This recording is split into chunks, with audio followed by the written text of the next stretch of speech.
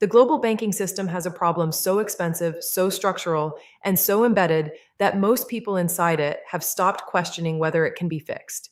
It costs $27 trillion in idle capital every single year, and XRP was engineered specifically to eliminate it. This is the corridor lock, and understanding it tells you more about XRP's actual value than any price chart ever will. Let's start with the problem. When a bank in New York needs to send payment to a bank in Jakarta, it cannot do so directly. There is no universal payment rail connecting every bank in every country in real time.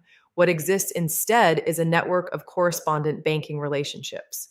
In plain terms, correspondent banking means that Bank A in New York has a pre existing relationship with Bank B in London, which has a relationship with Bank C in Singapore, which has a relationship with Bank D in Jakarta. To move money from New York to Jakarta, the payment hops across that chain.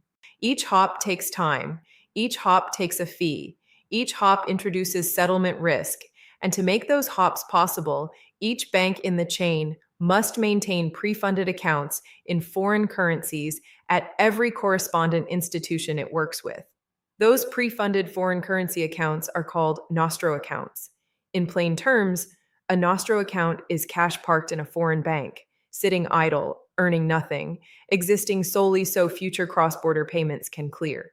The Society for Worldwide Interbank Financial Telecommunication, known as SWIFT-EU, currently estimates that the global banking system holds approximately $27 trillion in Nostro account balances worldwide. $27 trillion.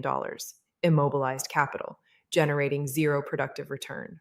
The corridor lock is not a metaphor. It is the literal structural condition of the correspondent banking system, capital locked inside payment corridors, unable to be deployed elsewhere because the system requires it to sit there just to function. Here is what that actually means in human terms. A small business in Brazil sends an invoice to a buyer in Vietnam. The payment leaves the Brazilian bank. It routes through 1, 2, sometimes 3 correspondent institutions. Each charges a fee ranging from $15 to $45 per transaction. Settlement takes 1 to 5 business days depending on the corridor. The recipient in Vietnam gets less than was sent, later than expected, with no real-time visibility into where the payment is. That is not an edge case. That is the standard operating condition for cross-border payments in 2026. SWIFT processes 44 million messages per day across more than 11,000 financial institutions in over 200 countries. The global cross-border payment market is projected to reach $290 trillion annually by 2030, and the infrastructure moving that volume was largely designed in the 1970s. In plain terms, the global payment system is a 1970s machine being asked to process a 2030 volume. The corridor lock is what happens when the machine cannot keep up. Now, here is where XRP enters the equation, and where the corridor lock becomes a direct commercial opportunity. Ripple's on-demand liquidity product, referred to as ODL, uses XRP as a real-time bridge asset inside payment corridors.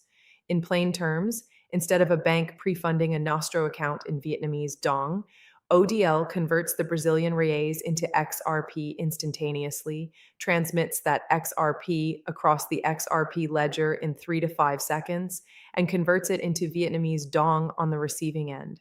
The entire sequence completes in under 10 seconds. No correspondent chain, no 3-day settlement window, no $15 per transaction fee. And critically, no idle Nostro capital required. The bank does not need to park money in Hanoi to send money to Hanoi. ODL replaces the pre-funded capital requirement with real-time XRP liquidity. That is the structural solution to the corridor lock. In plain terms, ODL is not a crypto product. It is a capital efficiency product. It frees up the $27 trillion in idle banking capital by replacing the pre-funding requirement with a real-time digital bridge. Now here's the tension point and the corridor lock's second meaning. ODL processed $1.2 billion in Q1 2026, up 45% year over year, across 300 plus RippleNet banking partners. But only 40% of those partners are currently using ODL. The other 60% are routing through RLUSD, Ripple's stablecoin, rather than XRP directly. Why? 3 reasons, and they are all structural. Reason 1, Liquidity depth in emerging corridors. ODL requires sufficient XRP liquidity on both ends of a payment corridor to function efficiently. In mature corridors, US Mexico, US Philippines, that liquidity exists. In emerging corridors, Africa, Southeast Asia, Eastern Europe, the liquidity pools are still thin. When liquidity is thin, the price impact of executing a large XRP bridge trade is too high to be commercially competitive. Banks default to RLUSD in those corridors because the stablecoin execution is cleaner. Trident Digital is building a $500 million dedicated XRP liquidity pool targeting African corridors. Phased rollout targeting mid-2026. When deep liquidity exists in a corridor, the economics of ODL become structurally superior to RLUSD settlement. Reason 2. Regulatory classification.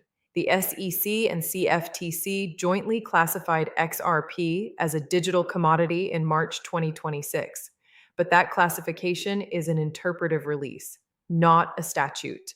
In plain terms, an interpretive release is a regulatory agency's current stated position. It is not law. It can be reversed by the next administration, the next agency leadership, or a future enforcement action. For a regulated bank's compliance department, an interpretive release on a settlement asset it is routing billions through is not sufficient legal certainty. The compliance officer's question is not whether XRP is likely a commodity. The compliance officer's question is whether the bank faces regulatory liability if the interpretation changes. Until the Clarity Act converts the commodity classification into federal statute, that liability risk remains. And compliance departments manage liability risk by routing through RLUSD, which carries no equivalent classification uncertainty. Reason 3, the Clarity Act window. The Clarity Act is on the Senate legislative calendar as of June 1st, 2026. It is 4 steps from becoming law: Senate floor vote, 60-vote threshold, House-Senate reconciliation, and presidential signature. Polymarket currently prices 2026 passage at 59%. Senator Lummis has stated that failure before the August recess could push the next viable legislative window to 2030. Here is what that actually means for the corridor lock. Every week the Clarity Act does not pass, the compliance barrier keeping 60% of RippleNet partners on RLUSD instead of ODL remains in place. Every week it does not pass. The $4 to $8 billion in XRP ETF inflows that Standard Chartered has projected remain queued but not deployed. The corridor lock is not just a banking infrastructure problem, it is a legislative timing problem, and the clock is running. In plain terms, XRP has the technology to solve the $27 trillion Nostro problem. The product is live. The banking partners are signed. What is missing is the federal statute that removes the compliance barrier and allows the full 300-plus partner network to route through XRP at scale. Strip the noise away, and here is what the data shows. The corridor lock is real. $27 trillion in idle capital is the most quantifiable structural inefficiency in global finance. XRP's ODL product is the only live, at-scale solution currently processing real institutional volume in that problem space. The growth trajectory, $1.2 billion in Q1 2026, up 45% year over year, is not speculative.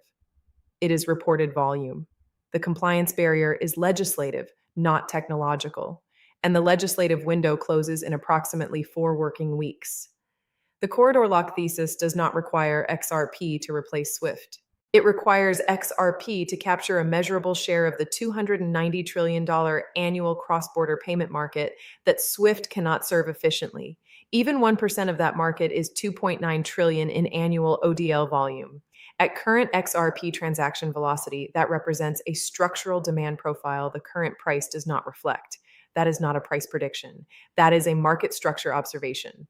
The corridor lock exists. The solution is live. The scale trigger is legislative. Watch the Senate calendar.